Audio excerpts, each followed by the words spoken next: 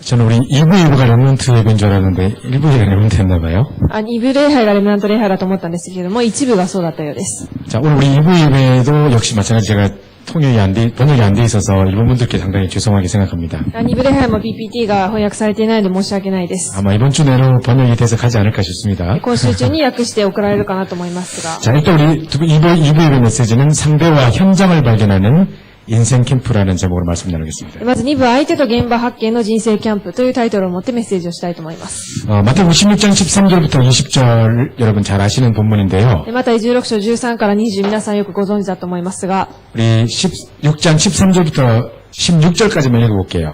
16章、마태복음 16장 13절부터 16절까지만 읽어보겠습니다. 16の13から16まで読みたいと思います。 자, 한번 찾으셔서 마태복음 16장 13절부터 16절까지만 また16の13から16まで読みたいと思います。 같이 읽겠습니다. 시작. 예수께서 보르고 가사라 지방에 이르러 제자들에게 물으시되 사람들이 인자를 누구로 하느냐 이래 더러는 세례 요한 더러는 엘리야 어떠는 예레미야나 선지자 중에 하나라 하나이다. 이르시되 너희는 나를 누구로 하느냐 시몬 베드로가 대답하여 이르되 주는 그리스도시요 살아계신 하나님의 아들이시니이다. 네. 자, 서론에 아까 제가 일부에서 말씀드린 것처럼 내가 구원받았다는 것은 나를 발견한 것입니다. 先ほど一部でも言いましたが、私が救われたということは自分を発見することです。 많은 사람은 나에 대해서 착각하고 살아가고 있어요. 多くの人が自分自身を錯覚しています。 여자들은 80%가 거울 앞에 딱 서면 아, 왜 이렇게 살이 많이 쪘어? 이렇게 착각을 한대요. 女性は 80% 以上が鏡の前に立つと、なんでこんなに太ったんだろうと思うそうです。 살이 삐죽 많은 사람도 그렇게 말한대요. すごく痩せている人もそう言うそうです。 근데 이제 이 남자들은 또 이게 거울 앞에 딱 서면요. 男性は鏡の前に立つと、 80%가 자식 잘생겨가지고 딱 이렇게 착각을 한대요. 80% 以上が、まあいい感じだなというふうに言うそうです。 자기를 정확하게 다 못 보는 것 같아요. 全員自分を正確に見れていないと思います。 사람들은 내가 누군지 잘 모르고 살아가고 있는 것 같아요. 人々は自分が誰なのかを知らずに生きています。 우리가 하루에 수십 번도 더 넘게 거울을 보는데도 불구하고 一日何十回も鏡を見るにもかかわらず、 막상 내 얼굴을 떠올리면 생각이 잘 안 나요. 自分の顔を思い出そうとするとあまり思い浮かびません。 근데 이제 다른 사람 친구 얼굴 딱 떠올리면 생각나거든요. しかし他の友達や他の他人の顔を思い浮かべると顔が映り出ます。 그만큼 나를 잘 모르고 살아간다는 거예요. それくらい自分を知らずに生きているということです。 여러분에게 스스로 어떤 분이 오셔서 너 누구냐라고 물으면 皆さんに誰かが来てあなたは誰ですかと聞かれたら 무슨 대답이 나오겠습니까? 何と答えますか？ 내가 만약에 무슨 어떤 큰 업적을 이루고 높은 자리에 있고 그러면 나는 이런 사람이야 이렇게 표현하겠죠? もし自分が多くのことを成し遂げて、高い地位にいる人であれば私はこういう人ですと自信堂々と言えるでしょう。 또 심각한 영적 문제 가운데 뭐 지질이 되는 일도 없고 막 실패하고 이랬으면 부정적인 것만 생각하겠죠? またうまくいくこともなく霊的な問題にとらわれていてとなると否定的なことが出てくると思います。 그건 하나님이 보시는 나의 모습이 아니거든요. それは神様がご覧になる自分の姿ではありません。 성경은 우리를 그렇게 말하고 있지 않거든요. 聖書は私たちはそう言っていません。 정말 우리는 구원받아야 될 그리스도 없이는 한순간도 살 수 없는 존재임을 발견해야 되는 겁니다. 私たちは本当に救われたキリストが一瞬たりとも必要なそういう存在だと発見しなければいけません。 진짜 그리스도 안에서만 행복할 수 있는 나의 존재를 발견해야 되는 겁니다. 本当にキリストの中だけで幸せになる自分を見つけるべきです。 그 발견을 제대로 한 사람은 내게 예수 그리스도가 모든 것이라고 말할 것입니다. それを見つけた人がイエスキリストは私の全てですというふうに告白できるでしょう。 그래서 내가 나를 발견했다는 것은 그리스도를 안다는 거고 구원받은 것입니다. ですので自分を見つける、発見するということは救われたことでイエスキリストを信じるということです。 그럼 우리가 전도한다는 것은 상대를 발견한 것이죠. であれば伝道するということは相手を発見すること。 저 사람 저 문제가 하나님 떠난 문제야. あの人の問題は神様離れた問題 저 です。 사람에게 그리스도가 필요해. あの人にはキリストが必要です。 그거 말해주는 거거든요. それを伝えてあげること。 그건 어려운 것도 아닙니다. 難しいことではありません。 당연히 내가 아는 걸 말해주는 거니까요. 当然自分が知っていることを伝えてあげているので。 제가 한 번은 버스를 타려고 딱 기다리고 있었어요. バスを乗ろうと待っていました。 제가 5번 버스를 타면 돼요. 5番バスを乗ればいいんですが。 3코스를 딱 가면 우리 교회에 내려요. で、3カ所過ぎれば教会です。 딱 기다리고 있는데 待っていたんですが。 어떤 채소 장사 할머니가 막 머리에 막 채소를 이고 막 이렇게 와요. 野菜売りな市場に行こうとしているおばあさんが頭に、物を担いで行って。 와가지고 제가 내리는 역하고 똑같은 역을 물으면서 그 역 가려면 어떻게 하냐 물어보는 거예요. で、私と同じ降りる場所をどうすれば行けますかという聞かれたのです。 제가 딱 5번 타면 되는데 5番乗ればいいんですけど、 3코스 가면 되는데 で、あと3 3箇所を過ぎれば、降りればいいのに。 그 생각을 하고 있었는데요. それを考えていたんですが、 앞에 있는 아저씨가 딱 대답을 해주더라고요. で前にいるおじさんが答えてました。 할머니 저 육교 건너가지고 길 건너가지고 17번을 타고 5코스를 위로 올라가라는 거예요. で、反対側の道を渡って17番のバス乗って、こう、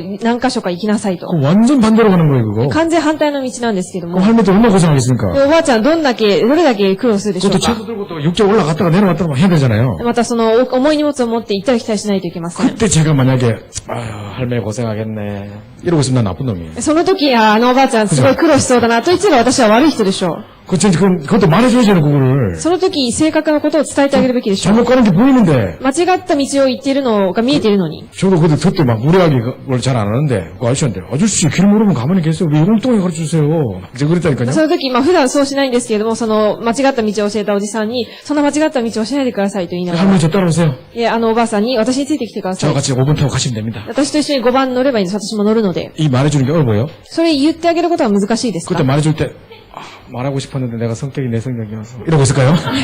言おうとした時に私が、とてもシャイなんで言いにくい。 우리가 답을 안다면 말할 수 있는 거예요. 答えを明確にしていれば、それは、伝えることは簡単です。 옛날에 왜 말 못했느냐? 昔はなぜ言えなかったか。 나도 몰랐거든. 自分も知らなかったので。 이제 답을 알잖아요. 今は答えを知っているでしょ 그럼 뭐 う。 어렵습니까 그게? それが難しいでしょうか。 그리고 성격이 문제가 있습니까 그러면? 性格に問題があるでしょうか。 성격 때문에 말 못하고 이런 게 아니거든요. 性格に問題があるから言えないとか、そういう問題ではありません。 정확하게 그 길을 말해주는 거 그게 전도기 때문에 正確な道を伝えてあげる、それが伝道なので、 어렵다 쉽다가 아니에요. 難しい簡単の問題ではありません。 마땅히 해야 될 일을 우리가 하는 거거든요. 当然やるべきことを私たちがやっているだけです。 그 제가 이제 얼마 전에 오랫동안 우울증을 겪고 있는 한 친구를 만났어요. 少し前に長い間うつ病に患っている、人に会いました。 내가 상당히 사랑하는 그 부부인데 남자애가 지금 심각한 우울증에 오랫동안 지금 고생하고 있어요. すごく親しい夫婦のなんですけども、その旦那さんが長い間うつ病にかかっていたのです。 좋은 대학을 나오고 いい大学を出て、 최고의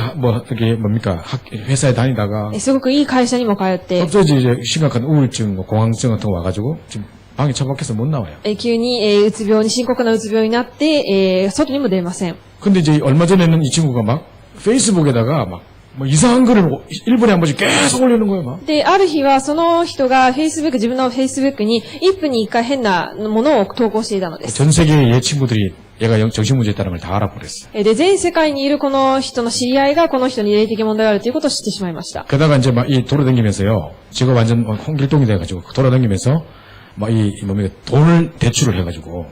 で、いろんなところに行って、お金を借りて、 술집에 있는 아가씨 구조해야 된다고 돈 막 내고 아가씨 데리고 오고 막 이러는 거예요. で、何ですか、クラブとかにいるお姉さんたちを助けなきゃいけないということでお金を払ってその女性たちを連れてきたり 그리고 とか。 길거리 지나가다가 막 이 주차 삐뚤삐뚤하게 돼 있는 것들 다 신고해가지고 다 차 끌어가 보고 막.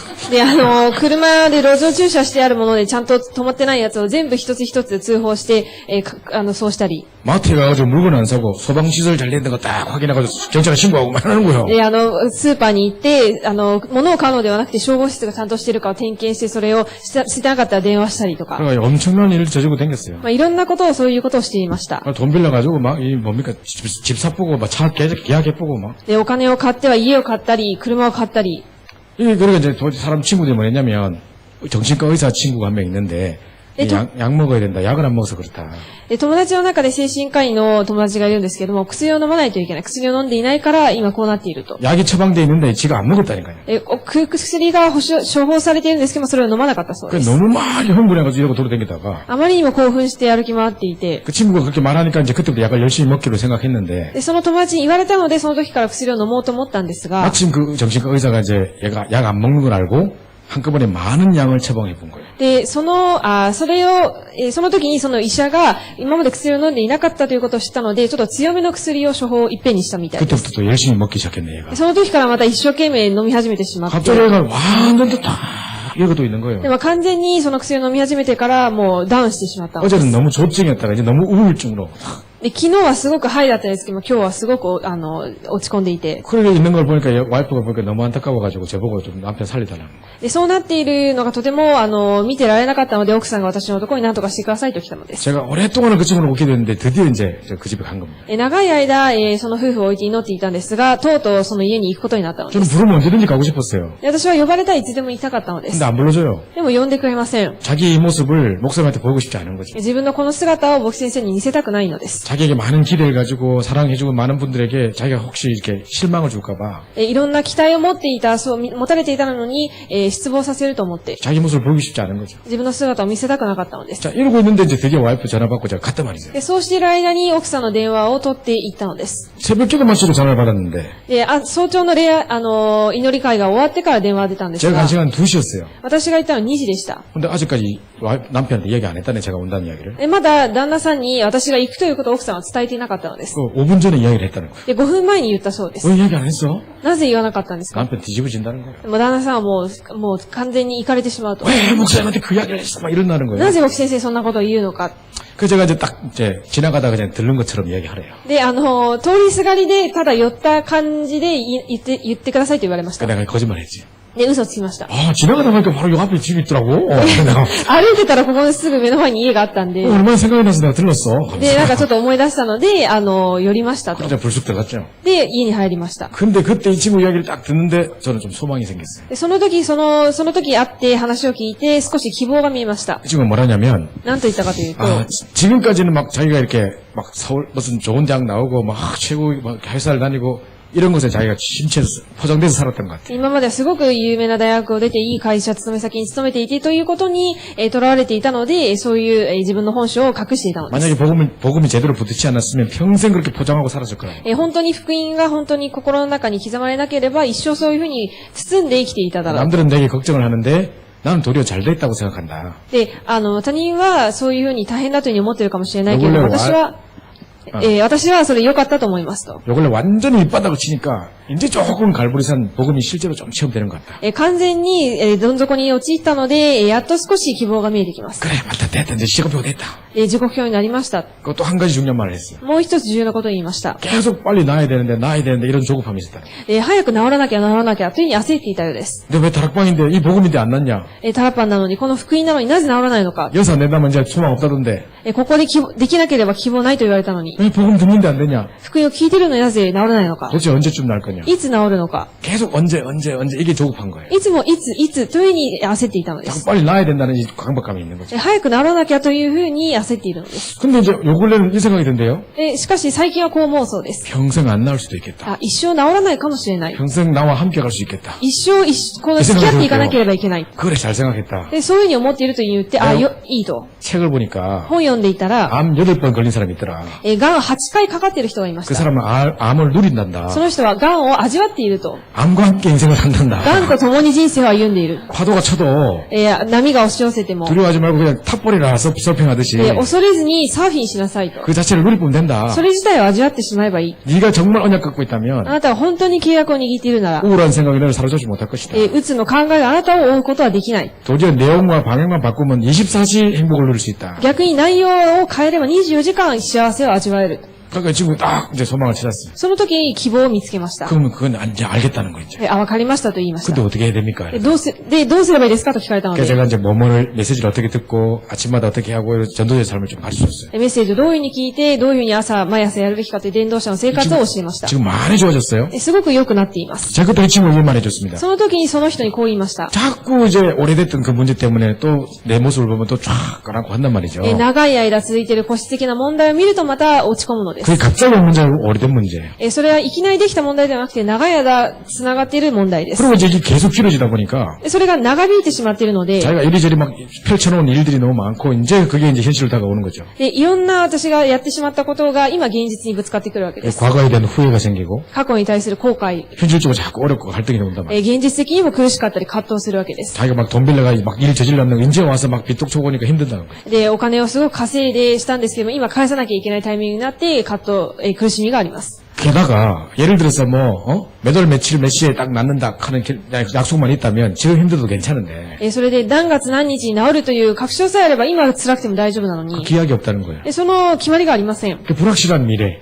不確実な未来。 그게 불안하고 それが不安で、 왜 빨리 안 낫지? なぜ早く治らないんだろう。 빨리 나야 되는데 早く治らなきゃ治らなきゃ。 그에 대해 자꾸 조급하고 불안한 거예요. それに対して焦って、もどかしさを感じます。 자, 꼭 이 친구 상태가 딱 요심리 상태더라고. で、この状態がその人の状態でした。 지금 오랫동안 영적 문제를 겪고 있는 사람 공통적으로 이 말합니다. 長い間霊的な問題を抱えている人の共通点です。 왜 이리 빨리 안 낫냐? なぜ早く治らないのか。 오래된 거거든요. それはもう長い間続いているものです。 그럼 당장 현실을 보니까 그 메시지를 듣고 은혜를 받았는데 당장 현실을 보니 또 더 실망할 만한 일이 자꾸 생기거든요. で、また恵みを受けてメッセージを聞いて恵みを受けましたが、また現実を見るとまた失望します。 만약 2019년 1월 1일 날 낫는다 하면 얼마나 좋겠습니까? 2019年1月1日に治るとなればどんだけいいでしょうか。 그럼 몇 달만 참으면 되는데 もう数ヶ月待てばいいだけで 근데 す。 그런 기약이 없단 말이에요. しかしそういう決まりはありません。 도대체 언제론가? いつ果たして治るのか。 그러니까 답답한 거죠. ですのでもどかしいので 자, す。 이런 일들이 계속 반복됩니다. こういうことが繰り返されます。 이때 여러분 계속 스스로에게 선포해야 됩니다. この時、常に皆さんが自ら自分を見て 예수 그리스도 모든 걸 해결자. イエス・キリストすべての問題の解決者 그래서 。이 문제까지는 십자가에 못 박아버렸다. この問題さえも十字架で解決した。 그리스도께서 이 모든 문제를 십자가에 못 박아버렸다. キリストがこのすべての問題十字架にかけられた。 그래서 끝났다. すべて終わった。 그리스도 모든 문제 해결자. キリストはすべての問題の解決者。 자, 다시 한번 끝났다 딱 하는 거죠. 그죠? 終わったとするわけです。 그 다음에 보시죠. 자꾸 눈앞에 보이는 현실을 갈등 보고 속지 마시고. そして目の前に見える現実に葛藤しないでください。 베드로도 예수님과 함께 바다를 잘 걸어가다가 갑자기 물이 보는 순간 확 빠져버렸다. 皆さんも、弟子たちもイエス様と一緒に、海を歩いていたんですけど、水を見た瞬間、水に溺れてしまったのです。 하나님 언약 놓치고 현실 바쁘면 고만 무너져 버린 거예요. 神様の契約を逃して現実さえ見てしまうと、そこに全て陥ってしまいます。 자, 우리 넘어져도 괜찮다. 私たちは倒れても大丈夫です。 언약의 여정이다.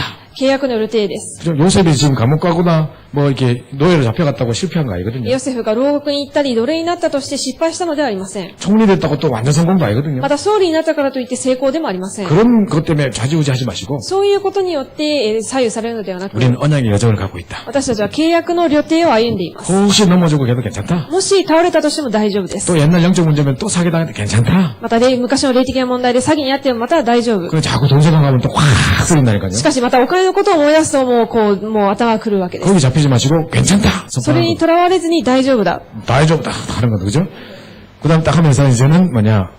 증인의 약속입니다. そして証人の約束。 우리에게 증인되게 하시겠다. 証人となる。 성령을 주시겠다. 聖霊を与える。 권능을 주시겠다. 権威を与える。 그래서 되리라. なので、なる。必ずなる。 분명 하나님께 우리가 드리라고 약속하셨습니다. 必ずなると明確に約束されました。 지금 이런 문제를 당할 때마다 여러분이 자꾸 스스로에게 팀 생각하셔야 됩니다. こういう問題にぶつかるたびに皆さん自身にチームの働きをするべきです。 딱 30초만 딱 붙잡으면 또 딱 일어설 수 있습니다. 30秒だけ握ればまた立ち上がれます。 나중에 아예 문제에 흔들리지 않을 수 있는 나의 모습을 발견하게 될 겁니다. ゆくゆくは問題にぶつかった時に揺れない自分を見つけるようになるでしょう。 우리는 문제가 문제되지 않는 축복을 누리고 있습니다. 私たちは問題が問題にならない祝福を味わっています。 문제와 상관없는 신분입니다. 問題と関係ない身分です。 그 문제가 우리를 어떻게 할 수 없습니다. その問題を私たちをどうすることもできません。 완전하신 그리스도께서 성령으로 내 안에 함께 하십니다. 完全なるキリストが聖霊が私の中におられます。 이 약속을 반드시 붙잡으시고 この約束を必ず握ってください。 항상 스스로 선포하세요. 常に自分自身に宣言してくださ 그러니까 い。 우리는 자꾸 우리 생각 속에 쏟을 때가 많거든요. 私たちは自分の考えにいつもとらわれます。 하나님 말씀이 나를 딱 주장하셔요. 神様の御言葉が私を定めるのです。 자, 그러면 이제 첫 번째로요. 오늘 첫 번째 이제 올바른 복음부터 이해부터 시작돼야 돼요. まず第一に正しい福音を理解するべきです。 제가 제목이 상대와 현장을 발견하는 인생 캠프를 했잖아요.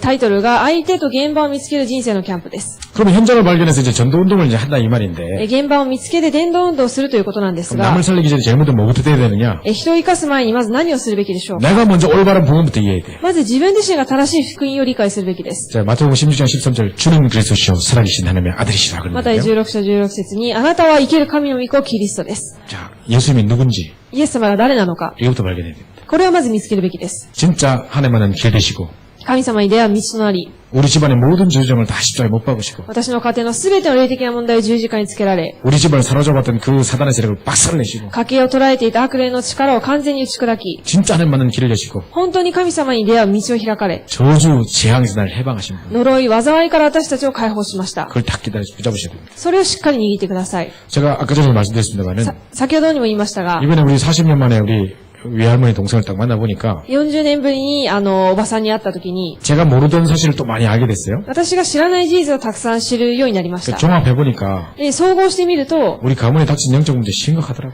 家計にある霊的な問題はとても深刻でした。 우리 그러니까 어머니 쪽에 외가 친척들 있잖아요. 母方の、親戚がいますが、 딸 셋, 아들 셋이거든요. 息子3人、娘3人です。 전부 다 뿔뿔이 다 터졌어요. もう全員バラバラです。 가정 문제 다 와 있고 家庭の問題もあって、 지금 대부분 형제들끼리도 막 이간돼가지고 서로 5분 거리 살면서 40년 동안 연락을 합니다. ほとんどが兄弟同士も喧嘩になって、もう5分距離に住んでるんですけども、愛もしません。 완전 사단은 이간질을 해놨어요. 完全にサタンがこう、隔たりを持たせて、仲を悪くさせまし 그리고 た。 삼촌들 보면 와이프들이 다 이상해요. また、親戚のおじさんたちの奥さんがすごくみんなおかしい 알고 で 보면 す。 전부 다 뭐 무당 딸이고 전부 다 사기꾼들이고 이래요. 全員詐欺師の子供だったり、霊媒師の子供だったり、 그 결혼의 저주라니까 이거 보면. それが結婚の呪いです。出会いの呪い。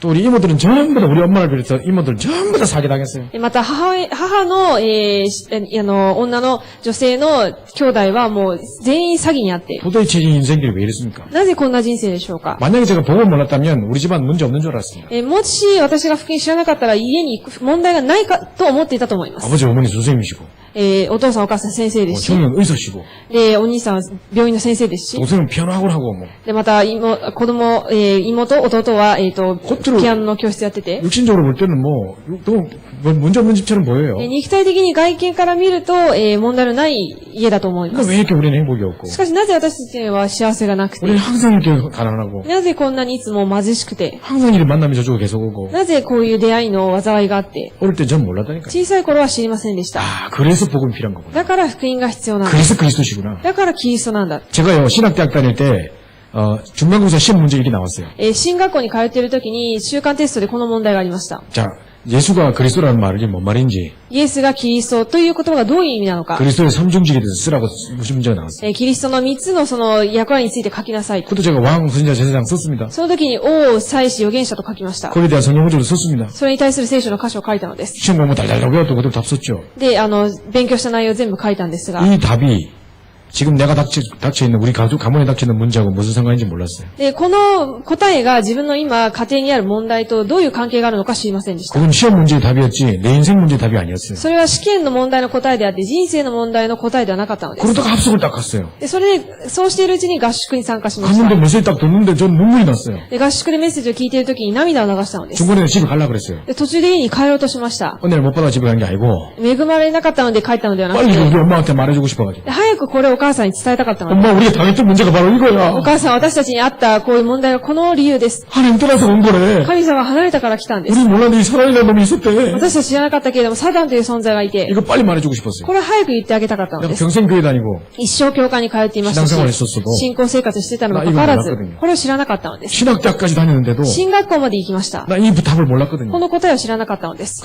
이래서 문제가 온 거라는 이제 원인을 알았어요. だから問題が来ていたんだという原因を知りました。 그 다음 시간 딱 됐는데요. その次の時間になった時に、 강사 목사님께서 그리스도 설명해 주셨어요. 合宿の講師の先生がキリストについて 너무 울었어요. 説明して涙を流しました。 그래, 예수 그리스도가 모든 문제 해답이구나. イエス・キリストすべての回答なんだ。 내 시험에 적었던 그거 이게 그래서 우리 문제의 인생의 해답이구나. 試験の答えに私は書いていて、覚えて書いていたものは、だから人生の問題の解決なんだ。 그래서 예수를 믿어야 되는데 だからイエス様を信じなければいけないの 왜 に。 목사님들 이거 나한테 말 안 해줬어? なぜ牧師先生は私にこれ伝えてくれなかったのか。 그때 혹시 예수 영접하는 사람은 이래서 영접하라 하더라고. でその時にイエス様を信じない人は立って受け入れの祈りをしましょうと言われました。 그때 저는 전도사였다니까요. その時私は伝道師だったのです 어디 막 사형리 같은 거 들고 가서 전도도 하고 했다니까요, 제가. で、いろいろ持って伝道にも行っていました。 근데 그때 막 전도사가 나를 다 때려쳐 벌떡이서 영접했지. でその時伝道師であることを忘れてもうすぐ立って、 진짜 내가 이걸 몰라서 평생 실패했구나. これを知らなかったので私が一生失敗してきたんだ。 우리 집안의 문제가 이거 몰라가지고 우리가 망했었구나. 家計の問題はこの理由を知らなかったので滅びてい 이게 ったん 얼마나 だ。 좋았는지 모릅니다. それがすごく嬉しかったのです。 그래가지고요. 왜 초창기 때 왜 메시지 비디오 탁 틀면요. 初期の頃メッセージのビデオを入れますと、 들으셨는지 모르겠습니다. 비디오 탁 넣으면 저는 그리스도죠. 살아계신 하나님의 아들이십니다. ビデオ、昔のリー先生のビデオを入れると、入れた瞬間に、主は生きる神の子キリストですっていうリー先生の声が出てきます。そういう예수님 그리스도 너도 사랑을 ある賛美が流れてきて、 오직 주님 오시는 그날까지 그리스도만 말할 것입니다. 그리스도만 신고할 것입니다. 主が来られる時まで主をキリストだけを伝えます。そういうコメントが出てきます。 그리스도만 높일 것입니다. キリストだけを称えます。 빰, 드랍밤 전도훈련. 뭐 나오기는 タラパン伝道運動というタイトルが出てくるんですけども、 그게 너무 좋아가지고 それがすごく良くて、 합숙 갔다 와서 막 그걸 사무쳐가지고 で合宿帰ってきてからそれにすごい 그걸 覚 딱 えていて、 녹음해가지고요. それを録音して、 아침에 알람으로 맞춰놨다니까. 朝アラームにしたり、 다 잡아서 빰 저런 거막 이러면서 寝ていたら朝起きてアラームになるわけです。 그걸 얼마나 좋았으면 그래 그걸 알람 それ 맞춰놨겠습니까? はどれだけ嬉しかったらそれを録音してアラームにまでしたでしょう 그것도 か。 내 인생 바뀌었다니까. その時から私の人生は変わ 이메일 りまし 보낼 た。 때도 맨날 오직 그리스도 하고 딱 보내고 で、メール送る時にもオンリーキリストというふうに送ったり、 제 인생의 완전 대전환이었다. 私の人生の完全に大転換点でした。 이걸 먼저 발견하는 것입니다. 理由をまず見つけること。 정말 예수가 그리스도의 심이 내 인생에서 발견돼야 되는 거예요. 本当にイエスがキリストであることを自分の人生で見つけるべきです。 그래서 예수는 모든 문제 해결자다. ですのでイエス様は全ての問題の解決者。 우리 사는 방법도 이제 딴 거 필요 없고 하나님 나라를 누리면 된다. ですので他の方法でもなく神の国を味わえればいいのです。 그러면 이제 오늘 내 힘 없는 줄 아시고 성령 충만을 する 약속하셨는데 と今日私に力がないことをご存知で聖霊の満たしを与えられる。 하나님이 다 직임되게 하신다는 거예요. そして神様は証人とされるとおっしゃいました。 한번 요셉을 생각해 보세요. ヨセフを考えてみてください。 요셉은 창세기 3장 15절의 언약을 딱 알고 있었을 겁니다. ヨセフは創世記3章15節の契約を知っていました。 인생 모든 문제 해결자 메시아에 대한 언약을 딱 붙잡고 있었어요. 人生の問題の解決者メシアを契約として握っていたのです。 그 꿈을 가지고 그 언약을 가지고 꿈을 꾸고 있으니까 하나님이 막 해와 달과 열한 별의 절하는 꿈을 줬어요. で、その契約を握っているので、星と月のその夢を見るようにされました。 세계복음만 가정복음만의 꿈을 주셨어요. 世界福音化、家庭福音化の夢を与えられたのです。 너무 기쁘고 형들한테 막 이야기했어요. で、すごく嬉しかったので、兄たちにそれを伝えました。 형들은 그걸 이해 못하는 거죠. お兄さんたちはそれを理解できなかったのです。 그죠? 근데 하나님 그 꿈대로 되게 하셨어요. しかし神様はその夢通りに叶えられました。 어느 날 막 감옥에 가고 노예로 잡혀간 것처럼 보였지만 ある日、牢屋に行って奴隷になるように見えましたが、 요셉은 거기서 하나님 나라를 누렸어요. ヨセフはそこで神様の国を味わったのです。 감옥이 아니었어요. 牢屋ではありませんでし 노예가 た。 아니었어요. 奴隷ではありませんでした。 여호와께서 요셉과 함께 하심으로 主がヨセフと共にいたので、 하나님 나라였어요. 神の国を味わっていたのです。 그러면서 어느 갑자기 요셉과 상관없이 바로가 딱 꿈을 꿔요.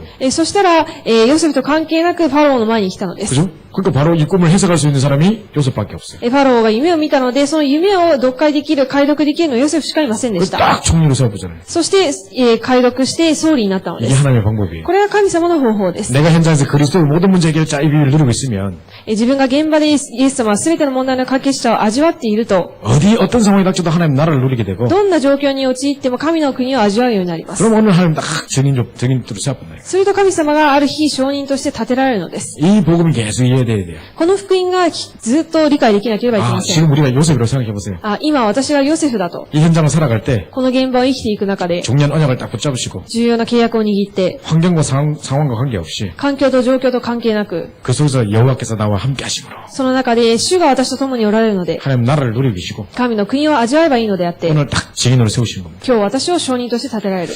자, 세 번째로도 문제가 한계가 왔을 때가 있습니다.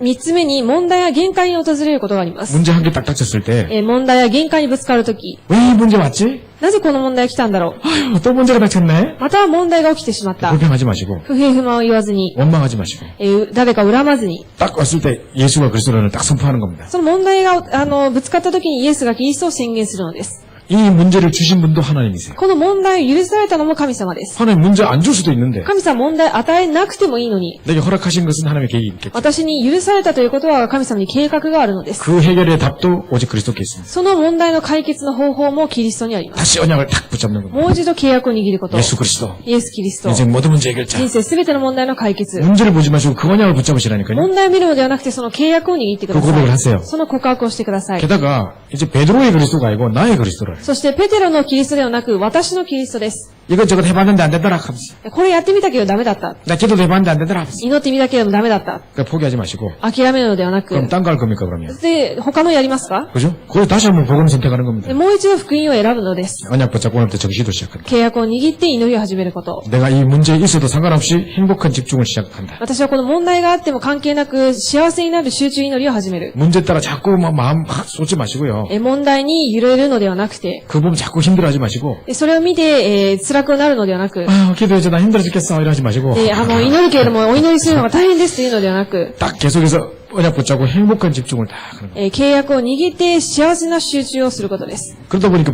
계속 복음을 선택하게 되는 거죠. そうしているとずっと福音を選ぶようになるのです。 오늘 그리스도 나의 주인이 딱 되는 겁니다. 今日キリストが私の主人になり 그죠? ます。 정말 내 인생 모든 문제 해결자로 本当に人生の問題の解決者とし 나의주인으로 て、私の主人とし 내 て、 인생 모든 것을 주관하고 계신 분. 人生のすべてを主観されています。 이걸 자꾸 체험하셔야 돼요. これをずっと体験するべきです。 이러고 있다 보면 역사를 나는 거죠. こうしていると働きが起きます。 그죠? 어려운 게 아닙니다. 難しくありません。 이건 어떻게 돼요? 저건 어떻게 돼요? 하지 마시고 これどうすればいいですか、あれはどうすればいいですかではなく、 그거 내려놓고 하나님께 집중하세요. それを置いておいて神様に集中してください。 밤마다 이 기도책 말씀을 다 들으시면서 기록하시고 행복한 기도를 하시고 毎晩祈りの手帳を見ながら幸せな祈りの中に入って、 자, 잘 실제로 한번 들어보세요. 実際やってみてください。 어떤 분이 암이 걸렸어요. 聞いてみてください。誰かが癌にかかりました。 병원에 갔다 돌아오는데 암이라는 소식 듣고 病院で癌と言われて帰ってきました。 울면서 집에 왔어요. 泣きながら帰ってきたのです。 여러분이라면 어떻게 되겠습니까? 皆さんならどうしますか？ 만약 오늘 그 소식을 내가 병원에서 듣고 왔다면 もし今日病院でその知らせを聞いたとき、 별별 생각이 다 들겠죠. いろんなことを思うでしょう。 나도 드디어 암이 걸렸구나. 私もとうとう癌になったんだ。 남들에 있는 일인 줄 알았더만 내게도 드디어. 他の人にだけ起きるかと思っていたけれども、私にもと 그럼 うとう、 눈물 나고 막 이러겠죠. 泣いたりするかもしれません。 집에 가서 막 일기 쓰고 이럽니다. 家に帰って日記を書いたり、 재산 분할해가 얘 이거 누구 주고 막 이렇게 하고 이러고 있습니다. 第三の分割のためにこれはこれあの子にあげて、これはこの子にあげて、 애들한테 막 유서 쓰고 막 遺言書を書いたり、 사진 보면서 울고 막. で、写真見ながら泣いたり、 그럴 필요 없습니다. そうする必要ありません。 이 암이 갑자기 걸린 게 아니에요. 癌が急にかかるのではありません。 원래 우리 몸에 암이라는 세포가 다 있대요. もともと癌の細胞が私たちの人間の体にあるそうです。 근데 평소 때 우리가 면역력 강하고 정신력이 강할 때는 드러나지 않는 거예요. ですが、普段免疫があるときには、その表に出ない症状が出ないようです。 확 스트레스 받고 ストレスにあったり、 어떤 사건 때문에 확 힘들고 何かで辛さを感じたり、 이렇게 되면서 이게 확 붉어지는 거예요. そうなるとそれが悪化していくのです。 이것도 5분 전에 생긴 게 아니에요. これも、この癌も5分前にできたのではありませ 벌써 ん。 오래됐어요. もう長く続いていま 그럼 す。 이때까지 모르고 살았잖아요. 今まで知らずに生きてきたわけで 근데 す。 새삼스럽게 왜 지금? しかし今更なぜ？ 그죠? 평소 때처럼 하면 돼요. で、普段通りにすればいいので 딱 す。 그 내려놓고 それは置いておいて、 암과 상관없이 말씀 집중 속에 들어가는 거예요. 癌と関係なく御言葉の中に集中して入ること。 어디까지 집중해야 되느냐? どこまで集中するべきですか？ 참 맞다. 내가 참 안 걸렸지. あ、そういえば私癌だっ 이렇게 た。 돼야 돼요. くらいになるまで。 자기가 그걸 잊어버려야 돼요. それを忘れるくらいまで。 사람이 암이 다 걸리면 人間が癌にかかると、 24시 암 생각만 하고 있어요. 24時間癌のことだけを考えるそうです。 암의 지배 아래 묶여버려요. 癌というのに囚われてしまいます。 거기서 빠져나와서 そこから抜け出して、 24시 행복한 비밀 속에 들어가야 되는 거예요. 24時間幸せの中に入るべきです。 그러니까 암이 문제 안 되지 않을 만큼 癌が問題にならないくらい、 그 문제가 내게 영향을 줄 수 없을 만큼 その問題が私に影響を与えないくらい、 너무 섭섭된다니까요. それを乗り越えてしまえばいいのです。 우리가요 몸의 온도를 0.5도만 높이면 암 세포는 절대 활동 못한다. 体の体温を 0.5 度上げるだけでも癌の細胞は、その症状を表すことがないそうです。 그럼 온도를 어떻게 높입니까? で、温度はどうやって上げますか？ 막 뛰면 됩니까? 走ればいいですか？ 하루 종일 뛰어다닐까요 그러면?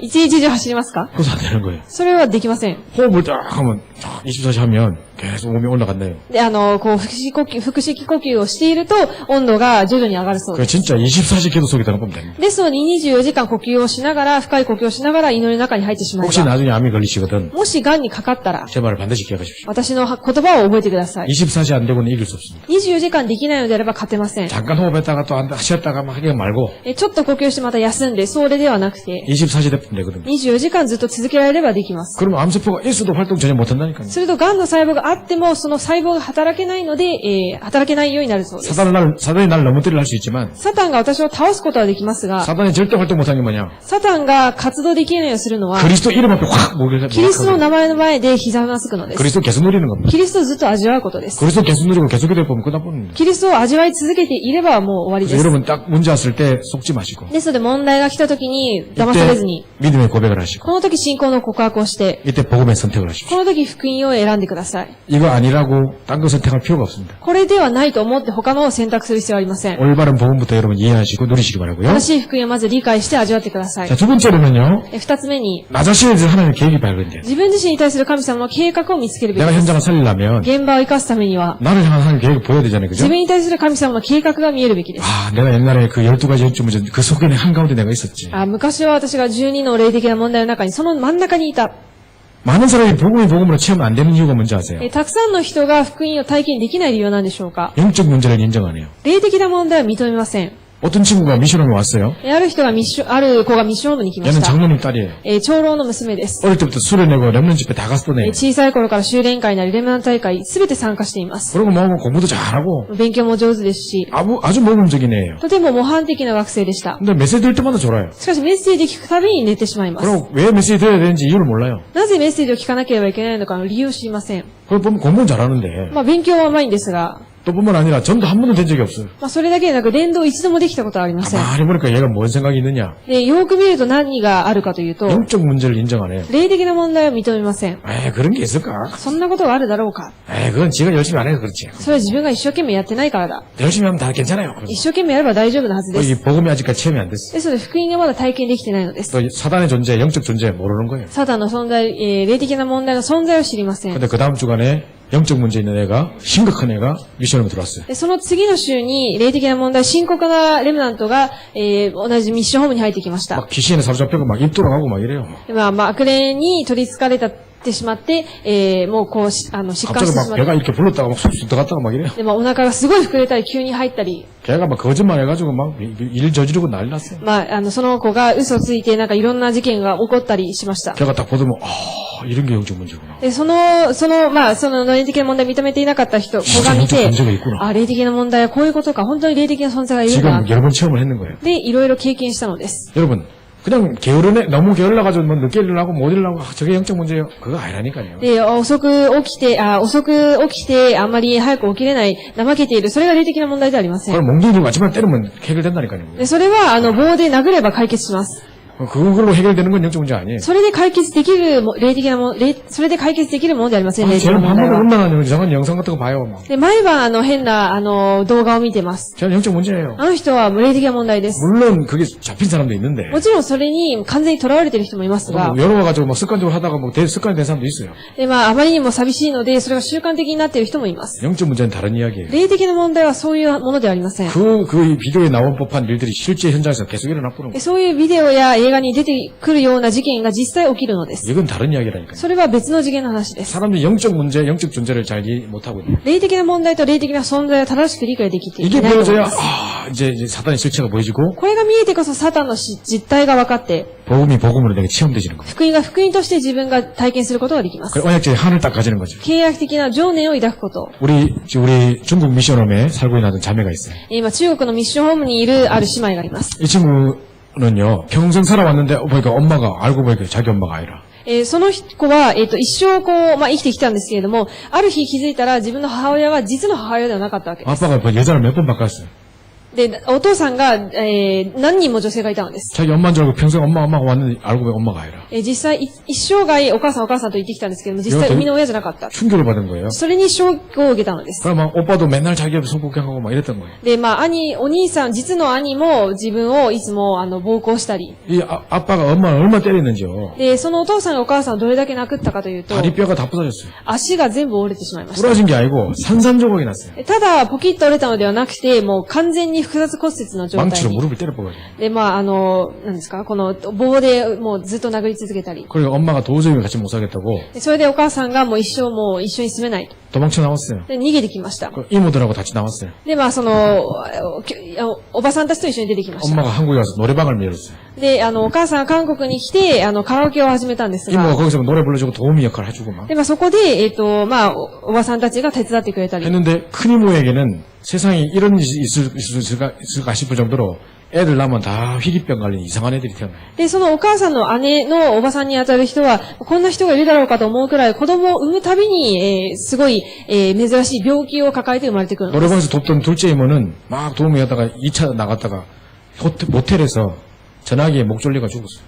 で、その 전화기 줄로 목 졸려 お 죽었어요. 母さんの妹なので、下のおばさんは、なんですか、お客さんをホテルに連れて行ったら、そのホテルで、電話の糸で、首を絞められて死にま 이 した。 상태에서 이 아이가 복음을 받았어요. そういう状況の中でこの子が福音を受けたのです。 이 집안의 저주 속에서 얘가 복음을 받았어요. で、この家の呪いの中で福音を受けました。 자기 인생과 뭐 가족들의 모습을 보니까 비참하게 무너지는 상태. 自分の人生と家族の人生を見るともう悲惨な状態なのです。 전 가족이 다 예수 영접했어요. で、全家族が、福音を受けました。 얘가 이제 언약적인 한이 생긴 거죠. で、全員受け入れて契約的な情念を抱いたのです。 우리 지금 한국에 와 있는 중학권 아이들 이런 애 되게 많은데 今、まあ、韓国に中華圏のそういう学生もたくさんいるんです 얘들 が、 살려야 되겠다고. その子たちを生かすべきだと。 하늘 가지고 얘가 덤벼들면서 で、そういうふうに情念を持って、 얘를 통해서 많은 전도동이 일어나고 있어요. この子を通してたくさんの伝道の運動が起きま 이 した。 언약적인 한이 내게 탁 잡혀야 되는 겁니다. この契約的な情念が自分になければいけませ 자, ん。 보세요. 요거 보십시오. 자, 이 사람은 성령 알죠, 성령. ジャッキー・チェーンご存知です그죠? か？ 어느 날 인터넷에 이게 떴어요. ある日、インターネットにありました。 얘가 지금 성령 딸인데요. これが今娘なんですけども 이 、 사람 자기 와이프가 아니에요. 奥さんではありません、隣の女性 그 は。 혼외 정서를 통해 얘가 태어났어요. なんで、婚外の奥さん、まあ、なんで、セカンドですね。 예를 が 들어서 일을 부는 거예요. で、まあ、そういうふうになってしまったわ 근데 けです。 성령이 이걸 계속 부인했어요. で、これをずっと否定してきたのです 나 。 그런 적 없다. 私はそうしたことはな 저거 い 내 。딸 아니다. 私の娘じゃないと。 사람들 다 알아요. でも他の人は全員知ってま 그 す。 얘는 학교 가면 맨날 별명 저거 성령 딸이다 하고 막 이래요. で、この子は学校に行くといつもジャッキー・チェンの娘だって言わ 그래서 れ 이제 て。 돈도 하나도 안 줬어요. で、お金も一切、渡さず、 너무너무 가난하게 살았어요. すごく貧しく生きてきました。 그래가지고 막 하다가 엄마하고 맨날 싸웠어요. で、お母さんといつも喧嘩したのです。 얘가 10살 때 마약과 폭력 혐의로 경찰에 잡혀갔어요. で、この子が10歳の時に麻薬と、暴行で警察に捕まりました。 10살밖에 안 됐는데. 10歳なのに。 그랬는데 이제 뭡니까? 엄마가 그걸 신고한 거예요. でそれで、お母さんがそれを、警察に通報したのです。 얘가 하도 마약하니까. 子供があまりにも麻薬をずっと 맨날 남을 때리고 다니니까. いつも人を殴ったりするので、 자, 이래가지고 이제 있는데 이제 얘가 이제 빗나가기 시작해서 그때부터 본격적으로 마약을 하기 시작했는데 で、そういうふうにして本格的に麻薬を始めたんですが、 얘가 커가지고 지금 이렇게 됐어요. で、大きくなってこうなりました。 근데 지금 자기보다 12살 연상 캐나다 여자하고 사귄 거예요. で、自分より12歳年上のカナダの女性と付き合ってます。 그래 레즈비언이 됐었어요. まあ、レズビアンです。 이게 보세요. 근데 이렇게 이쁘게 생겼죠? まあ、可愛い顔していますが、 다 화장빨이라. で、化粧をしているからです。 원래 이래 생겼어요. 本来こういう顔しています。 지금 얘가 지금 18살이 됐어요. 18살. まあ、18歳になったんですが、 근데 지금 나가서 완전 폐인돼서 있어요. もう今完全にダメになっています。 마약과 음란과 麻薬と淫乱と 동성연애, 同性愛、 시큼 완전 다 망해 있는데 もう完全に、まあ、滅びている状態になってい 성령이 ま 이제 す。 60살이 됐는가 봐요. で、ジャッキー・チェンが60になるそうです。 자기가 환갑됐다고 이제 자서전을 썼어요. 60になって、自書伝を書きました。 그 책에서 밝혔어요. その本で言いました。 이 딸이 내 딸이 맞다. この娘は私の娘です。 그러니까 얘가 엉엉 울면서 내 인생 돌려내라. で、涙を流しながら私の人生を返してください。 네가 내 딸 아니라 해가지고 내가 평생 고생했다면서. あなたが私の娘として認めてくれなかったので一生苦労してきまし 지금 た。 와서 어떻게 돌려줍니까? 그거? 今どうやってそれを戻します 그죠? か？ 완전 폐인돼 있는데 지금. 完全にもうダメ人間になってし 이게 まう。 인터넷에 떴더라고요. これがインターネット上にアップされて、 제가 보면서 참 이 친구 정말 불쌍하다. 빨리 복음 전해줘야 된다. で、この子がとても本当にかわいそうだと思って、早く福音を伝えてあげなきゃと思っている 이게 んですが。 짐승도 아니고 사람인데 まあ、人間なのに、 한 번도 사랑을 받지도 못하고 一度も愛されることなく、 엄마 아빠한테 다 お 버림받고 母さんとお父さんに捨てられて、 10살 때부터 나와가지고 이렇게 막 마약하고 돌아다니면서 10歳の時にこう、外に出て麻薬をしたりして、 완전 폐인돼 있잖아요. 完全にもう、ダメになってい 너무 ます。 불쌍합니까? 그죠? どれだけかわいそうな人生でしょうか。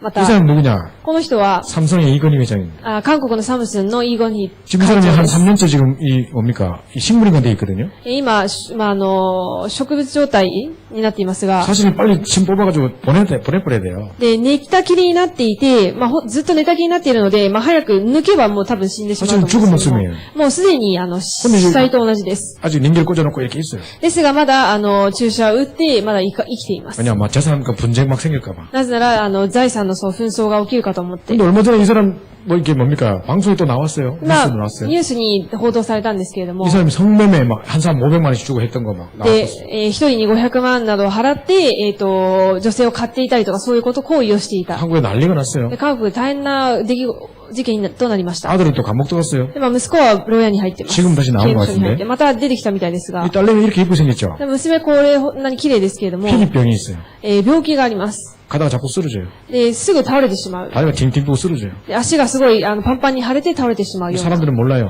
で、他の人は知りません。 이런 사람들은 자기 프라이버시 드러나는 거 제일 싫어하거든요. で、こういう人たちは自分のプライバシーのそういうのが、外に情報が出るのを嫌がります。 누구만 아느냐? 誰だけ知ってますか？ 이 사람을 경호하는 경호원만 알아요. この人だけを警護している警護、セキュリティの人だけが知っています。 쓰러져 맨날 업고 가고 하는 거죠. で、倒れたらいつも、こう抱いて搬送したり。 이 사람은 이제 그 사람하고 사랑을 느껴가지고 결혼했었어요. で、その人と、何ですか、恋に落ちて結婚してしまいました。 그런데 대재벌집 딸이 그냥 평사원하고 결혼했다고 난리가 났어요. で、大財閥の娘が、一般の社員と結婚したので、すごい大きなニュースになりました。 결국 레벨이 안 맞으니까 또 이혼했어요. で、結局レベルが合わないので離婚しました。 그죠? 그래가지고 이제 또 했는데 이 사람이 막 억울하다면서 막 이제 재판했어요. そして、すごく、もう不満を感じて裁判をかけたんですが、 이 딸은 미국에서 공부하다 자살했어요. で、この娘はアメリカで留学していたんですが、自殺しました。 대학생 때 자살했는데 大学生の時に自殺したのです。 자살할 때 통장에 300억인가 있었어요. 自殺する時に自分の通帳に30億円ありました。 돈이 해답이 아니잖아요. お金が解決策ではありません。 재벌집이면 잘 삽니까? 財閥の家だと幸せでしょうか？ 행복한 것 같습니까? 幸せに見えますか？ 이게 뭐가 행복입니까? これが何の幸せでしょうか？ 이건희 회장은 자동차 수집 광이에요. このイゴニ会長は自動車修理するのの、もうベテランです。 람보르기니 막 10억씩 하는 이런 차 있잖아요. 그런 거 164대 갖고 있어요. その車を集めるのが趣味で、そのランボルギーニやもう何百億する車が何十台持っています。 그거 다 어디 주차해놨는지 모르겠어요. それを全部どこに駐車してるかわかりませんが。 여기서 뭐합니까? あってどうしますか？ 자기 병실에 이러고 있는데. 病室で寝てきりになっているのに。 뭐가 행복합니까 이게? 何が幸せでしょうか？ 자, 현재 이렇게 살아가고 있습니다. こういうふうに生きています。 근데요, 이 사람이 그 와이프예요. この人が奥さんです。 이 사람이 원불교 신자예요. 원불교? 뭐 하여튼 불교 신자예요. 仏教の一つの宗派の信者です。 저 부산에 해운대에 있는 원불교에다가 500억을 기부했어요. 釜山にある、そのお寺に500億を寄付しました。 그 돈 있으면 RUTC나 짓지. そのお金あったら RUTC 建てらればいいのに。 그러니까 여기서 맨날 구슬 해주는 거예요. なので、ここでいつも、お祓いをしてくれるのです。 수륙제인가 뭔가 이상한 걸 해주는데요. そういうお祓いをしてくれるみたいですが。 그게 뭐냐면 저 물과 육지에 떠도는 영혼들을 막 위로하는 거라네. で、そのお祓いの種類が陸に漂っている霊をもてなしてあげる。 그럼 완전 귀신들한테 절하는 거예요. なので、悪霊に拝んでいるわけです。 인터넷에 보니까 이 사람이 그때 적었던 기도문이 딱 보여요. で、インターネットにこの人が書いた祈りの題目みたいなのがあるんですが。 정말 불쌍하더라고요. 本当にかわいそうだと思いました。 1번 뭐냐? まず第一。 빨리 남편 깨어나게 해주세요. 早く旦那が起きますように。 2번 아들 감옥에서 나오게 해주세요. 息子が刑務所から出ますように。 3번 우리 딸 병 낫게 해주세요. 3番目、娘の病気が治りますように。 그거 적어놨어요. そういうふうに書いてありました。 불쌍해 죽겠어. かわいそうです。 아무 답이 없어요. 何の答えもありません。 돈 많으면 뭐합니까? お金がたくさんあってどうしま 이게 すか？ 과연 행복입니까? これが幸せでしょうか？ 여러분 이런 삼성 가문에 막 결혼하고 싶습니까? こういうサムスンの人と結婚したいですか？ 자, 이러고 있습니다.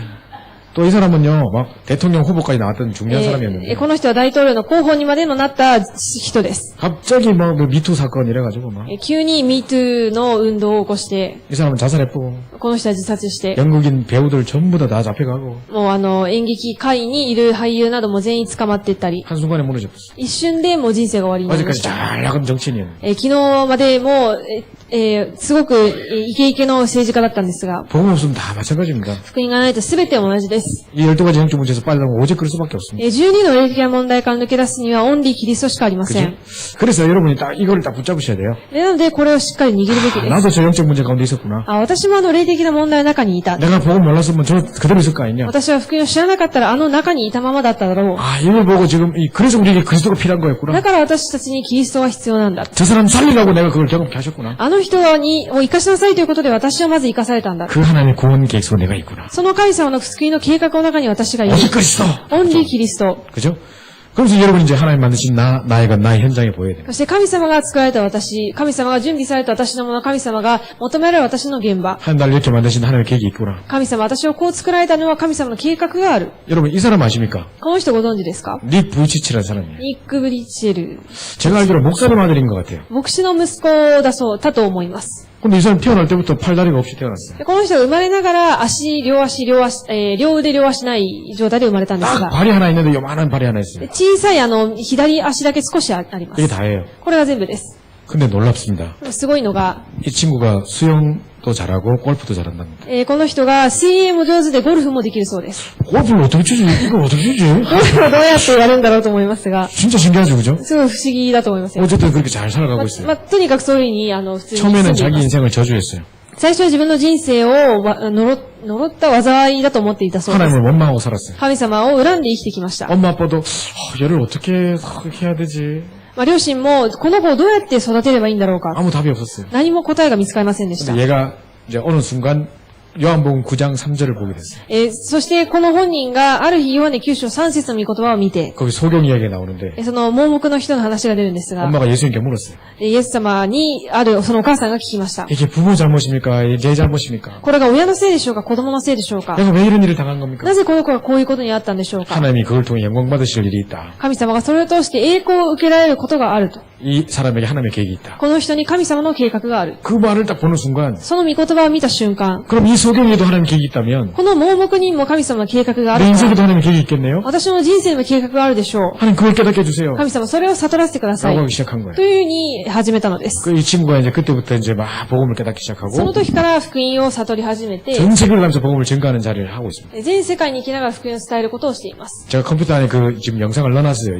이 사람 간증 영상을. で、パソコンの中にその証の動画を入れているんですが、 나중에 시간 될 때 한번 보시고 後で時間あれば見てください 그 。 사람은 뭐라고 간증하냐면 この人は何と言ったかと言います 이 と、 몸뚱아리를 두고 전 세계 지금 44개국에 가서 この体で44カ国に行って、 2,000번 넘게 복음 집회를 했어요. 2000回以上福音の集会を行いました。 저 인도네시아는 뭐 윤락 여성들만 모인 자리에 가서 インドネシアの国に行っては、 그 사람들에게 복음을 전하고 살리는 말을 하고 その人たちに福音を伝えて、生かすメッセージを伝えて、 지금 2,000번 넘게 가서 사람들에게 이제 이 복음의 메시지를 전하고 있는 거예요. 2000回以上そういう御言葉を伝える運動をしているわけです。 메시지 들어보니까 상당히 복음적이에요. メッセージ聞いてみるととても福音的です。 제가 아까 전에 왜 끝났다, 뭐 되리라, 뭐 그죠? 뭐 괜찮아 했던 것처럼요. さっきもう全部終わった、大丈夫って私が言ったように、 이 친구 그걸 몸으로 보여줘요. でそれを体で見せてくれます。 자기가 가다가 탁 넘어져 버려요. で、歩いてて倒れます。 실제로 그 강대 위에서 또 넘어져 버려요. 実際その講談の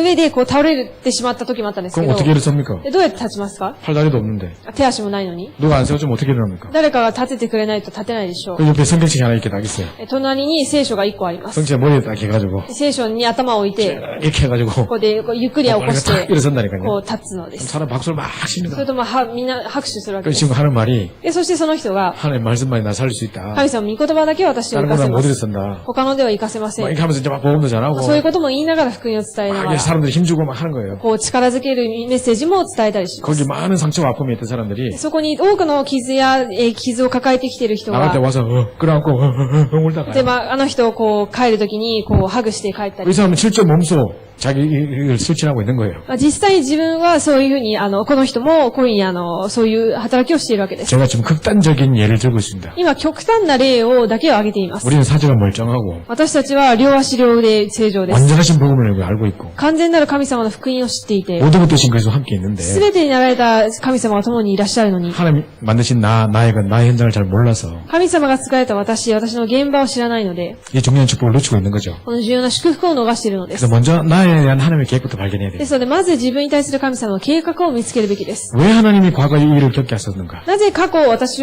にこういう経験をさせたのか。 나는 왜 이런 불안한 환경이 우리 집에 닥쳤는가? なぜこんなに、条件の整わない環境で生まれたのか。 우리 아이에게는 왜 정신 문제가 왔는가? なぜ私の子供には精神的な問題が来たのか。 그것 때문에 힘들어하지 마세요. それで辛く感じないでください。 분명히 전 세계에 많은 정신 문제를 살리도록 증인으로 부르셨을 거예요. 間違いなく全世界にいる多くの人を生かすために、証人として立てられるために、 기간이 され 자꾸 たもので 길어지니까 す。 자꾸 더 힘이 빠져요. 期間が長引くことで、どんどん疲れてしまいます。 그거 속지 마시라니까. それに騙されないでください 자꾸 。 실성 대신 그리스도 그냥 자꾸 実 붙잡으시고 像となるキリストをしっかり握ってください。 그래서 하나님 만드신 나의 현장을 놓고 기도하십시오. 神様を作られた私と私の現場を握ってください。 자, 그 다음에 이제 여러분 이제 세 번째로 지금부터 그럼 어떻게 시작할까요? そして三つ目に、であれば今からどうすればいいでしょうか。 자, 여러분이 먼저 개인 다락방부터 ま 성공하세요. ず自分自身の個人のタラッパに成功してください。 누가 만나지지 않더라도 誰かと会わなくても、 시간과 장소를 정해서 時間と場所を決めて、 내 혼자서 이제 혼자 정시 예배부터 시작하는 겁니다. 一人帝国の礼拝を始めることです。 내가 살리려고 하는 그 현장에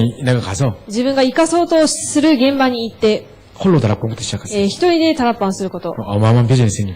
ものすごいビジョンができるでしょう。 자, 분명히 여러분 현장에서 해보시기 바랍니다. 明確に、必ず皆さんの現場でやってく 내 ださい。 직장에서, 自分の職場で、 내 가정에서, 自分の家庭で、 내가 살리고자 하는 그 현장에서 私が生かそうと思っている現場で、 홀로 다락방부터 성공해보십시오. 一人タラッパンを始めれば。 자, 그러면서 이제 나를 따라오너라! 이제 예수님께서 말씀하셨는데 そしてイエス様が私についてきなさいとおっしゃいますが、 가는 곳마다 이제 뭡니까? 현실에 묶여있지 마시고, 行くところどころで現実にとらわれるのではなく、 참 전도자의 비밀을 누리는 것입니다. 誠の伝道者の奥義を味わってください。 전도자의 삶을 실천하는 겁니다. 伝道者の生活を実践すること。 이제 그냥 현실에 안주할 때가 아니에요. 現実にとどまっているだけではいけませ 우리 ん。 의식주의에 묶여있을 때가 아니에요. 衣食住にとらわれてはいけません。 그래서 중요한 하나님의 언약을 딱 붙잡습니다. 重要な神様の契約を握ってください。 그러다가 제자를 딱 만나자. そして弟子に出会います。 한 세기 응답이 옵니다. そうすると、一世紀の答えを受けるようになり 그죠? ます。 그리고 이제 복음 증가할 수 있는 미래를 내가 뿌리를 내린다면 そして福音を伝える未来に対する根を下ろすのであれば 한 、 시대를 앞당기는 응답을 받게 됩니다. 時代を先に見ることのできる答えを受けるでしょう。 지금 여러분이 하나님께 집중하는 거, 今皆さんが神様に集中すること、 현장에서 내가 정시 예배하면서 임마누엘을 누리는 거, 現場で定時の礼拝をしてインマネルを味わうこと、 다른 사람 우리 후대들에게 복음을 전하는 거, 他の人に、また次世代に福音を伝えること、 우리 아이들에게 다락방하고 있는 거, 私たちの子供たちにタラポンをしていること、 또 내가 말마다 이렇게 말씀드리면서 이렇게 훈련받는 거, また毎日御言葉を聞きながら訓練を受けているこ 이 と、 모든 것이 중요한 발판이 될 것입니다. このすべてが重要な土台になります。 이부터 시작하는 거예요. これから始めることです。 지금까지 했는데요. 今までやってました。 또 시작하세요. また始めてください。 새롭게 시작하시는 겁니다. 新しく始めてください。 이제 마지막입니다. 最後です。 이제 세 가지 전도 현장을 찾으셔야 3 되는데요. つの伝道の現場を見つけるべきです。 내 삶의 현장에서 自分の、生活の現場の中で、 지금 주어진 만남이 있을 거 아닙니까? 今許されている出会いがあるでしょう。 그거 잘 살펴보면 나만의 전도가 있을 そ 거예요. れをよく見ると自分だけの伝道が見つけられます。 지금 내 주변에 살고 있는 사람들, 今自分の周りに住んでいる人、 내가 관계를 맺고 있는 여러 친구들, 自分と関わっている友達、 우리 직장에 있는 어떤 친구, 여러분 당하고 있는 사람들하고 기도하고 있는 사람들, 職場で、苦しみに遭っている人で祈っている対象、 리스트 다 적어놓으시고요. リストを全部書き下ろして、 이제 기도를 시작하세요. 祈りを始めてください 그리고 。 이제 나만의 전도 곳을 찾으시고요. そこから自分の伝道を見つけて、 두 번째 현장은 교회입니다. また、2番目の現場は教会です。 교회 안에서 자리를 찾으려 하지 마시고, 教会で場所を取ろうとするのではなく、 교회 안에서 나의 전도를 찾으세요. 教会の中で自分の伝道を見つけてください。 우리 이제 새 가족들도 있을 거고요. 新しい、信徒の方もいらっしゃるでしょうし、 도와줘야 될 또 우리 연약한 사람도 있을 거고요. 助けてあげるべき、弱い、信徒もいると思います。 뭐 질병 가진 사람들, また病を抱えている人、 정신문제 겪고 있는 사람들, 精神的な問題に苦しんでいる 계속 人、 찾아가서 힘줘야 될 사람들 ずっと力づけてあげるべき人、 있을 겁니다. いると思います。 요거 시작하세요. これを始めてください。 교회 안에서. 教会の中で。 세 번째로 3つ目に、 렘넌트 운동 속에서 レムナント運動の中で、 우리 교회 안에는 렘넌트도 잘 살펴보세요. 教会にいるレムナントたちをよく見てください。 내가 도와줘야 될 애들이 있을 겁니다. 自分が、手伝ってあげるべき、レムナントもいると思います。 분명히 내하고 똑같은 아픔을 겪고 있는 친구도 있을 겁니다. 私と同じ苦しみに遭っているレムナントもいると思います。 그게 나의 현장이에요. それが私の現場です。 그래서 내가 살고 있는 내 삶의 만남 속에서도 현장을 찾겠습니다. ですので、自分がいる、現場の中で、生活の中での伝道もありますが 우리 、 교회 안에서 나의 현장을 찾고 教会の中で自分の現場を見 특히 つ 우리 けて、 렘넌트 가운데서 나의 현장을 찾으세요. また、レムナントの中から私の現場を見つけてください。 저도요. 우리 교회에서 유 목사님이 그러시더라고요. 私も教会で劉先生がこうおっしゃっ 교회 たんで 안에 すが、 허점을 뭐 찾아내요. 教会のできていない部分を見つけます 그 。 목사님은 딱 부목사로 딱 부임해서 가셔서 で、牧師先生が副牧師として赴任して、 교회 재석에는 있는데 교회 안 나오는 사람부터 다 찾으러 갔대요. 教会に在籍しているんですけども、教会に来てない人に、訪れていったのです。 시험 들어가서 교회 안 나온 사람들 하나하나 만나가지고 다 복음 전했대요. 試みにあって教会に出ていない人に一人一人全員訪問して福音を伝えました。 많은 사람이 살아났다는 そ 거예요. して多くの人が生かされたのです。 그거 잘 살펴봐라. 분명히 허점이 있다. 必ず、それをなのでよく見てください。必ずどこかに、あると。 저는 상당히 바쁩니다. 私はすごく忙しいです。 집에도 잘 못 가요. 家にはあまり行けません。 지금 인도네시아 갔다가 바로 또 여기 왔어요. 今インドネシアに行って、そのまま日本に来ました。 한국 가면 또 바로 또 강의하러 또 가야 됩니다. また韓国に帰ってまたすぐ講義に行かなければいけません。 뭐 다락방 하거나 뭐 잘 못합니다. で、誰かに会ってタラパンをしたりということがあまりできません。 지속적으로 만날 수가 없어요. 持続的に会うことができないので。 나는 안 된다, 나는 할 수 없다고 생각하고 안 했거든요. ですので私はできないと思ってやってませんでした。 요즘에 생각을 바꿨습니다. で最近は考えを変えました。 주변에 보니까 새신자들 도와줄 사람이 많은 거예요. 周りに新しい信徒を助けてあげられる人がたくさんいたの 내가 です。 가서 한두 번 만나주니까 애들이 얼마나 힘을 얻는지 で 몰라요. 私が言って、一言二言言ってあげるだけですごく力を得るわけです。 그래서 제가 이제 어떤 애가 요청해 오길래 제가 다락방을 해줘요, 걔를. で、誰かに、頼まれたのでタラパンをしてあげることにしまし 지금 た。 내가 얼마나 바쁜지 몰라. で、その子は私がどれだけ忙しいかわかりません。 제가 이제 이야기했습니다. ですので言いました。 매주 시간 되지는 않는다. 私、毎週は時間できないと。 내가 시간 될 때 오락하면 언제든지 와라. で、私が、今度時間空いてる時に来てくださいと言ったら来てください。 할 수 있겠냐? それでできますかと。 제가 남는 게 시간입니다. 私もう残っているものは時間だけです。 얘는 내가 부르면 언제든지 와요. ですので、呼びはいつでも来ます。 걔 시간, 내 시간에 맞춰서 다락방을 해요. なので、私の時間に合わせてその人とタラパンをしま 내가 す。 많이 달라졌어. すごく変わりました。 그리고 제가 이렇게 일본에 와 있을 때는요. また日本に来てる間間は、 어떤 메시지 듣고 탁 녹취해서 찍어서 보내라 하면서. で、そのメッセージを聞いて書き下ろしたものを写真撮って送りなさい。 스스로에게 구원의 길을 딱 써가지고 で、一人で救いの道を書いて、 탁 찍어서 보내라 이럽니다. 書いて、それを写真撮ったものを送りなさい。 또 방에 처박혀서 안 나오고 있는 애가 있어요. また、部屋に閉じこもって出てこない子もいます。 걔는 밖에 나가서 운동하고 착 찍어서 보내라 합니다. で、外に出て運動して、それを写真撮ってきなさい。 걔는 얘한테 보냅니다. で、その子はそれを写真撮って送り 목사님 ます。 수영 갔다 왔어요. で、先生、スイミング行ってきまし 오늘 た。 아침에 기도 좀 했어요. 今日朝祈りの手帳やりました。 그거 해서 보내면 난 매일 それ 보내요. を、その証拠として写真を撮って送るわけで 내가 す。 잘했다. あ、よくやりました。 칭찬해주고 이럽니다. 褒めてあげたり。 그래 내가 일일이 다 못 갈 때는 또 그래라도 합니다. で、いちいち訪問で、会えない時にはそういうふうにもやります。 그래서 이 세 가족들에게 또 전도운동이 일어나고 で、またその新しい家族にも新しい運動が起きて、 그래 그 애들만 살아나니까 또 확 분위기가 살아나요. で、その子たちが生かされるので、またその周りも、生かされるわけ 잘 です。 살펴보면 교회 안에 허점이 많습니다. よく見ると、教会の中にもそういう人がいます。 할 수 있는 친구들이 많아요. できる人もたくさんいます。 제가 한 번은 예배를 드리는데요. また一度は礼拝している時、 엄마하고 아들 같은 사람하고 둘이 앉았어요. お母さんと息子らしき人が一緒に座って礼拝していました。 엄마하고 아들인 것 같아요. 多分、親子だと思います。 엄마가 자꾸 울어요. で、お母さんはずっと泣いています。 그 스카프로 자꾸 눈을 자꾸 닦아요. で、スカーフでずっと涙を、拭くんですが 왜 、 자꾸 울지? なぜ泣いてんだろう。 아들 계속 졸아요 이렇게. で、息子はずっと寝ています。 그 엄마가 막 손을 탁 잡아주고 주물러주고 막 이래요. で、お母さんが息子を起きなさいとしてマッサージしたり、 그렇게 아들이 막 そしたら息子はもう触るなとかそうい 안 う、 좋다. もう寝てないと言いながら。 졸아놓고 지금 방금 졸아놓고. でも寝てたくせにそういうふうに言うわけです。 그냥 엄마가 또 막 울고 막 で、 이러고. またお母さんは泣いたり。 내가 이거 보고 있었어요 이렇게. で、見ていました、ただ 내 。 시선이 느껴졌는가 봐요. でも私の視線に気づいたようで、 그럼 종이에다 뭘 적더라고요. そしたら紙にね、メモを書いて、 분명히 우리 아들 좀 만나주세요. 막 이럴 줄 알았어요. 間違いなく、息子に、会ってちょっと相談に乗ってくださいとか、そういうことかと思いまし 그래 た。 적는 걸 보고 내가 나 시간 없다 그래야지. で、それを書くのを見ながら私時間ないって言おうと言いなが 나 이런 거 제일 ら。 싫어. で、そういうの一番嫌だ。 아들 만나기 싫은데 엄마가 억지로 만나라 하는 で 거예요. も 제일 息子 싫어. 本人が会うの嫌がるのにお母さんが無理やり合わせようとするの。 그냥 시간 없다 그래야지. で、時間ないって言おうと。 이러고 있었는데 엄마가 종이를 저 뒤로 내밀었어요. で、そしてそういうふうに思っていて、そのお母さんのメモが渡されました。 종이에 뭐라 써있는지 알아요? 紙に何て書いてあったか。 이해해주세요. 신장암 말기 환자입니다. 아. 그렇게 써놨어요. 理解してください。心臓がんの末期です。 엄마는 얘 좀 메시지 좀 듣게 하려고 억지로 데리고 왔어요 지금. で、息子にメッセージを聞かせようと、無理やり連れてきたわけです。 근데 얘는 계속 졸고 있어. で、その子はずっと寝てます。 그냥 엄마가 막 주물러 주고 막 이래요. でもお母さんがずっとマッサージしてあげたりします。聞きなさいと。 얘 막 이러고. 息子はもう그럼 또 졸고. でまた寝て、 중요한 메시지 때마다 졸아요. 重要なメッセージのたびに寝ます。 내가 마음이 아프더라고. すごく心が痛くて。 근데 그걸 딱 보여주고 회개했어요. で、そのメモを見たときに、悔い改めました。 순간에 내가 안 만나야지 걔도 一 생각했는데 瞬間、もう会うのやめよう、会えないって言おうというのに悔い改めたんです。 이런 상태인지 모르고 こういう状態だと知らなかったので、 내가 이번 주에 아무리 바쁘도 내가 시간을 캔슬하고 내 이 친구 만난다네. で今週どんな忙しくても時間を出してでもこの子に会うと。 지가 만나기만 한다면 その本人が会うっていうのであれば、 내가 만나자 좀 이따 해봐야지. で後で言ってみようと。 만약에 안 된다 하면 내가 전도지라도 줘야지. でもしダメだったらその電動のトラクトでもあげようと。 그 가방 딱 열어볼 거네. 내 삶의 뭡니까? 문제가 찾아왔을 때 뭐 이런 거 있더라고 메시지가. 自分のカバンの中に私の人生に問題が訪れた時、そういうのがあったので、 그걸 다 紙が。 준비했어요. それを準備して。 근데 이제 주여 나의 삶 속에 우리 노래하고 있는데요. で、最後に歌う、主よ私の中に、その歌を歌ってる時 밖에 に、 나가보는 거예요. で、外に出てしまいました、その子が。 나 지금 따라 나가야 되나 어쩌야 되나. ついていくべきかどうするべきか。 그래서 막 따라갔어요. でも走ってついていきました。 이제 가서 인사를 탁 하면서 でも挨拶しながら。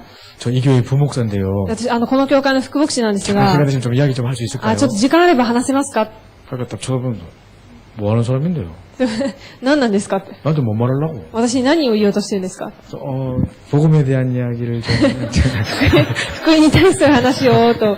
대학거든요. 니나 잘하세요. 니나 もう 잘하세요. いいです、もう。あんただけもう勝手にやってくださ 친하지 い。 말고 당신이 잘하세요. 気使わないでもう書いてください。 저도 있다. 그래도 그러면 이거라도 좀 한번 읽어보시면. でも、もしよろしければこれでも読んでみてください。 좋거든요. あげました。 낚아채가지고. で、こうやって掴ん 주머니넣어요 で、ポケットに入れました。 알았어, 가세요. わかりました。はい。 아무래도 중간에 가서 내필 것 같아. 多分、途中で捨てるかと思いました。 근데 탁 들어오는데 엄마가 울고 있다, 옆에서 또. で、で、振り返ったらまたお母さんが泣いていて、 그 말이 더 심각해요. で、それがもっと深刻でした。 뭐라는지 아세요? お母さんが、 저기, 지가 전도회가 내가 여기 교회 왔는데.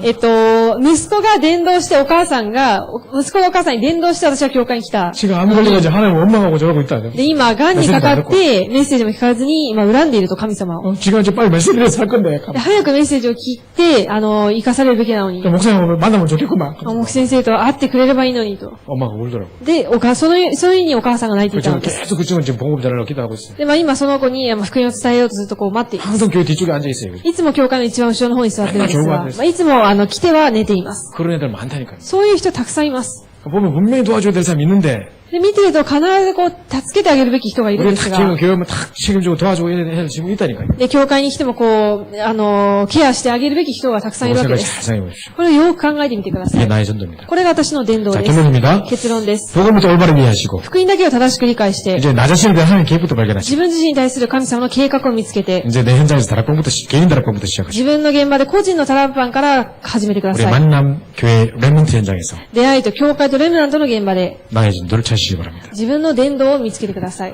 너무 많이 길게 해서 죄송합니다. 長くなってすみません。 평소 때 빨리 마쳤을 텐데 普段なら早く終わってたはずなのに、 제가 좀 이렇게 늦어서 죄송합니다. ちょっと遅れてしまいま 우리 した。 합심해서 기도하고 마치겠습니다. ご一緒にお祈りして終わりたいと思います。 오늘 우리 나를 발견하는 만남, 今日自分を見つける出会い、 상대를 발견하는 또 캠프 相手を見つけるキャンプ、 뭐 이런 이야기를 제가 드렸는데요. そういう話をしました。 이런 캠프들이 우리 현장에 시작될 수 있도록 こういうキャンプが私の現場で始まるように、 나에 대한 하나님의 계획이 발견되지고 私たちに対する神様の計画を見つけて、 복음이 이해되면서 福音が理解できて、 현장이 보여지기 시작하고 現場が見えるようになり、 현장에 개인 다락방을 성공하면서 現場で個人のタラッパンに成功し、 우리 교회 안팎으로 문이 열리는 중요한 시작이 되달라고 教会内外に重要な門が開かれるように、 합심해서 기도하고 마치겠습니다. ご一緒にお祈りして終わりたいと思います。 기도합니다. 아버지 감사합니다. 이렇게 우리를 사랑해 주셔서 우리 하나님의 자녀 삼으신 건데 감사한데 우리가 하나님의 계획을 깨닫게 하시고 이 축복 소유케 하시면 너무 감사합니다. 이제 우리 개인을 나 자신을 발견할 뿐만 아니라 상대를 발견하는 중요한 만남이 있게 하셔서 세계복음화의 증인 되시도록 우리 모두를 축복해 주시고 우리 가는 곳마다 흑암과 절세이 무너지며 하나님 나라의 많은 견쟁을 볼 수 있도록 역사하여 주옵소서. 완벽한 성령을 받는 저희 되게 하시며 우리 보냄되는 깨달은 모든 것에 약속의 성령으로 충만케 하여 주시며 나 자신을 발견하고 이제 현장의 상대를 발견하는 그 속에서 정말 아버지며 인생 캠프가 이루어지게 도와주시고 이제 정말 현장의 개인 다락방부터 시작하게 하시고 이제 정말 홀로 다락방을 통해서 우리 현장마다 정말 우리 교회 안에 교회 안팎의 현장들의 중요한 전도문이 열릴 수 있도록 역사하옵소서. 한 사람 한 사람을 보고 기도하게 하시고 정말 이 기도의 문들 속에 응답의 문들이 열리게 하시도록 역사하시고 인도하여 주옵소서. 하나님께서 하시는 전도 되어지는 전도의 중요한 축복을 이루게 하셔서 일본 살리고 시대 살리는 중요한 증인이 있을 수 있도록 역사하여 주옵소서. 이렇게 모든 감사 찬양 드리며 살아계신 주의 수소 받들어 간절히 기도옵나이다. 아멘. 축도하고 마치겠습니다. 祝祷します。 지금 인생의 모든 문제를 해결하신 우주 예수 그리스도의 은혜와 人生のすべての問題を解決された主イエスキリストの恵みと、 하나님의 극진하신 사랑하심과 神様の大いなる愛と、 성령의 내주는 노릇으로 충만하심이 聖霊の親しき御交わりとが、 중요한 언약을 붙잡고 현장으로 들어가는 우리 모든 성도들 머리 위에 重要な契約を握って現場に帰るすべての信徒の上に、 내 후대와 또 우리 산업 현장 위에 次世代とまた産業の現場の上に、 새롭게 펼쳐질 전도 현장 위에 新しく広げられる伝道の現場の上に、 지금부터 영원토록 함께 있을지어다. これからとこしえまで共にありますように。 아멘.